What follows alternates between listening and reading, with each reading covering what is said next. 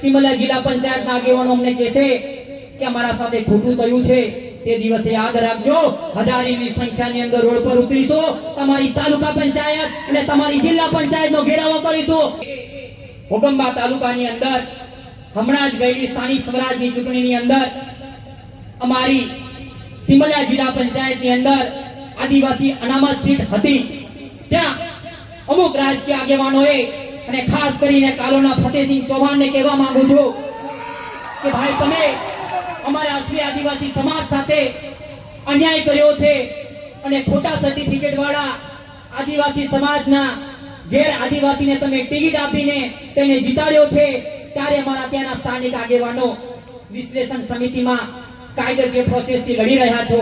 પણ જે દિવસે અમારા જિલ્લા પંચાયત સિમલા જિલ્લા પંચાયતના આગેવાનો અમને કહે છે કે અમારા સાથે ખોટું થયું છે, તે દિવસે યાદ રાખજો, હજારીની સંખ્યાની અંદર રોડ પર ઉતરીશું, તમારી તાલુકા પંચાયત અને તમારી જિલ્લા પંચાયતનો ઘેરાવો કરીશું. અને તે દિવસે મેં જિલ્લા પંચાયત સભ્ય છે તો મેં રાજીનામું માંગશો. સાથે સાથે ફતેહસિંહ ચૌહાણ પણ સાંભળી લે, તમારું પણ અમે રાજીનામું માંગીશું. અહીંયા ઘણા યુવાનો ઘણા આગેવાનો આવ્યા છે. તારે મેં એમને પ્રશ્ન પૂછવા માંગુ છું કે પાર્ટીના ઝંડા લઈને ફરવાથી, ગળામાં ખેસ પહેરવાથી શું આપણા સમાજની આપણે તસવીર બદલી શકીએ એમ છે? ત્યારે આપણે સૌએ એક મંચ પર આવવું પડશે, પક્ષ પાર્ટી ભૂલવી પડશે, ધર્મ સંપ્રદાય ભૂલવો પડશે અને આપણે સૌએ જ્યાં આદિવાસી સમાજનો અવાજ ઉઠાવવાનો વાર આવશે તે દિવસ આપણે સૌએ સાથે મળીને આપણે લડવું પડશે.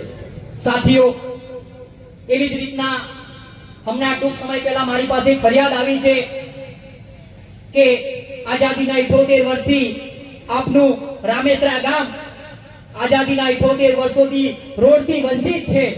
ત્યારે હમણાં જ રોડ પાસ થયો છે, ત્યારે કેટલાક નેતાઓ એ રોડને રદ કરાવવા માટે રાત દિવસ ગાંધીનગર અને દિલ્હીની યાત્રાઓ કરે છે. ત્યારે એવા નેતાઓને કહેવા માંગુ છું કે અમારો રોડ તાત્કાલિક ધોરણે બનાવવામાં આવે. જો નથી બનાવવામાં આવતો તો અમે ફરીથી તાલુકા પંચાયતનો ઘેરાવો કરીશું અને ત્યાંના સ્થાનિક તાલુકા પંચાયત સદસ્ય, જિલ્લા પંચાયત સદસ્ય અને અમે માનનીય શ્રી કાલોલના ધારાસભ્ય ફતેહસિંહ ચૌહાણ જાહેરમાં રાજીનામું માંગીશું. તૈયાર છો ને બધા? તૈયાર છો ને? સાથીઓ, હમણાં ટૂંક સમય પહેલા આપણા આ દેશના ગૃહમંત્રી અમિત શાહે આપણા જંગલના અધિકારો છીનવા માટે આપણા આદિવાસીઓને શું કીધું ખબર છે? ખબર છે? વનવાસી વનવાસી કહીને એ લોકો આપણી જંગલની જમીનો છીનવા માટે આપણને વનવાસી કહી રહ્યા છે.